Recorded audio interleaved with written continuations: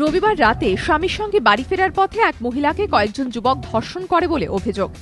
Police সূত্রে খবর, ধৃতদের মধ্যে 9 জনই একটি প্রকাশনা সংস্থার ছাপাখানার ঠিকা শ্রমিক। এই ছাপাখানা থেকে প্রকাশিত হয় সিপিএম এর দলীয় মুখপাত্র সহ বেশ কয়েকটি বাংলা দৈনিক। দর্পণ পাবলিকেশনের অফিস থেকে 10 জনকে ধরা হয় এবং এই দর্পণ পাবলিকেশন থেকে আমরা যেটা খবর পেয়েছি, এখানে আপনার গণশক্তি এবং 2-4টে আরো ছোট কাগজ ওখানে ছাপানো হয়। সিপিএম এর দলীয় মুখপাত্র সহ আর কোন কোন বাংলা দৈনিক ওই ছাপাখানা থেকে ছাপা হয় তা নিয়ে মুখ খুলতে চাননি ডিজি। আপনি গণশক্তির নামটা বলছেন, বাকি নামগুলো বলছেন না কেন? I have got no answer for your question.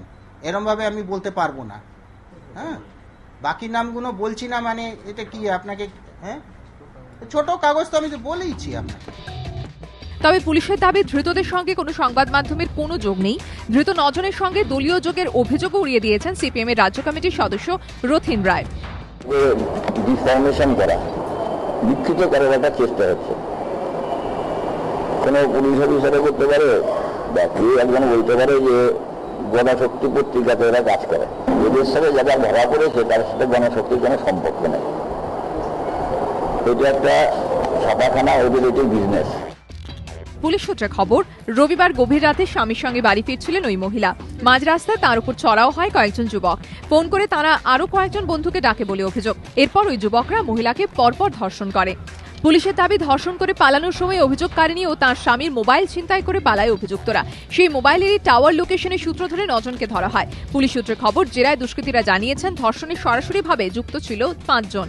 যে ঘটনা হয়েছিল ওই ঘটনা তদন্তে আমরা 10 জনকে অ্যারেস্ট করেছি যারা ঘটনার সঙ্গে যুক্ত ছিল, এবং আরও কিছু লোক আছে 4-5 জন যারা অ্যাবসকন্ডার আছে, ওদের খোঁজার জন্য অভিযান চলছে।